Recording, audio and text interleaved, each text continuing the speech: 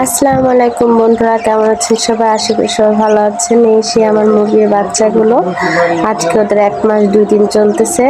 তো মাশাআল্লাহ আলহামদুলিল্লাহ আপনাদের দোয়ায়, সবার দোয়ায় আমার বাচ্চাগুলো এখনো পর্যন্ত খুব ভালো আছে, সুস্থ আছে আলহামদুলিল্লাহ। বেশ কিছুদিন হলো ভিডিও ছাড়তে পারি না, খুবই অসুস্থ, চারিদিকে জ্বর, সর্দি, মাথা ব্যথা, কি অবস্থা। তো যাই হোক, কে কোথা থেকে আমার ভিডিওটি দেখতেছেন অবশ্যই কমেন্টসে জানাবেন।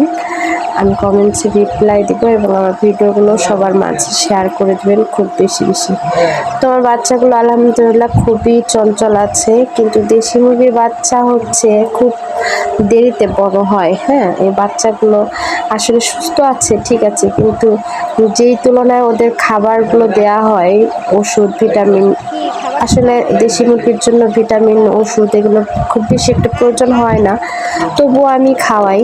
আর হচ্ছে এদের খাবারের তালিকাগুলোর ভিতরে আমি বেশ কিছু খাবার রাখি, কিন্তু আসলে বাচ্চাগুলো বড় হইতেছে না কেন আমি সঠিক জানি না। যদি আপনাদের কারো জানা থাকে অবশ্যই আমার কমেন্টসে জানাবেন। যাক আলহামদুলিল্লাহ, আপনারা দোয়া করবেন সবাই যেন ওরা সবসময় সুস্থ থাকে। বড় হওয়াটা বেটার না আসলে। দেখেন, আমি এখানে কিছু ফিড দিয়েছি, কিছু ভুসি দিয়েছি খাওয়ার জন্য, মাঝে মধ্যে একটু একটু খুঁতো দেই।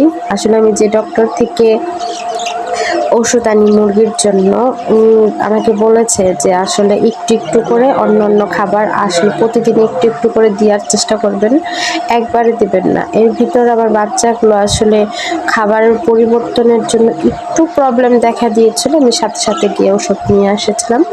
তো এখন আলহামদুলিল্লাহ ওরা ভালো আছে। আর এতটুকু বুঝতে পারলাম যে আসলে ওরাও মানুষের মতো, যে ছোট